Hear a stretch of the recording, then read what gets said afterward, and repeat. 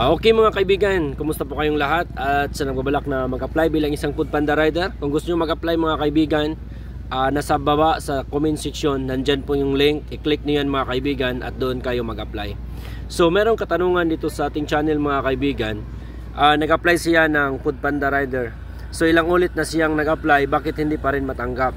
Bakit unsuccessful pa rin ang kanyang application kay Foodpanda? So ano yung mga dahilan bakit unsuccessful yung application kay Foodpanda? So ako mga kaibigan, isa akong Foodpanda rider at ngayon hindi na ako nag-active bilang isang Foodpanda rider. Pero base sa experience ko, sa tagal ko sa Foodpanda, dahil 3 to 4 years ako sa Foodpanda. So makikita ko mga kaibigan na ang mga dahilan bakit hindi ka makapasok, hindi ma-accept yung application mo, dahil hindi malinaw pagkakuha yung mga requirements mo, yung pagka-picture yung mga requirements mo. So at saka mga kaibigan, isa din itong mga senyales or mga dahilan kung bakit hindi ka natanggap kay Foodpanda, dahil sa area na doon ka nag-apply, hindi na po sila nag-additional ng rider. So ibig sabihin nun, so hindi po kailangan ng rider doon sa area kung saan ka nag-apply. So ang maganda dyan mga kaibigan, ito yung payo ko sa inyo. Kung gusto nyo mag-apply sa Foodpanda at saka matanggap kayo, doon kayo mag-apply sa area kung saan malakas yung order, maraming vendor, tapos maraming booking, dahil sa sigurado mga kaibigan, yung area na yan ay nangangailangan ng rider. So after mo matanggap doon sa area na yan mga kaibigan, so kailangan mo mag-duty ng 6 months. Kailangan, yes, maka-duty kayo ng 6 months para pwede nyo nang, after 6 months, pwede nyo nang i-transfer yung account nyo doon sa area kung saan malapit sa bahay niyo mga kaibigan. So yan yung ginawa ko sa akin nung nag-apply ako.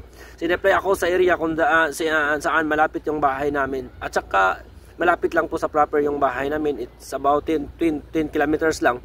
So hindi ako natanggap dito mga kaibigan, kaya ang ginawa ko, nag-apply ako sa area na 100 kilometers away from my residence. So yung ginawa ko mga kaibigan, dinutihan ko lang 3 bisis sa isang linggo, 4 na bisis, hanggang umabot ng 6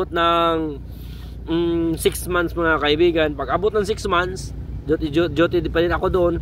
So after that mga kaibigan, 6 months to 1 year, so nag-transfer po ako dito sa Baybay City. So 6 months and 1 day pwede ka na mag-transfer para malapit ka na sa bahay niyo mga kaibigan. So yan lang yung ginawa natin.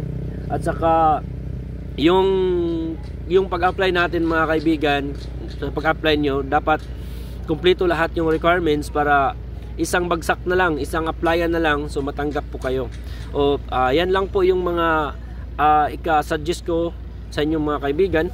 At kung ma-reject yung application nyo mga kaibigan, so pwede naman kayong mag-apply uli sa Foodpanda. So yan lang po mga kaibigan. Maraming salamat sa panonood sa video na to. Sana mayroon kayong natutunan at sana nakakatulong sa inyo ito. Don't forget to subscribe mga kaibigan para sa sunod na mga video. Maraming salamat at shalom po.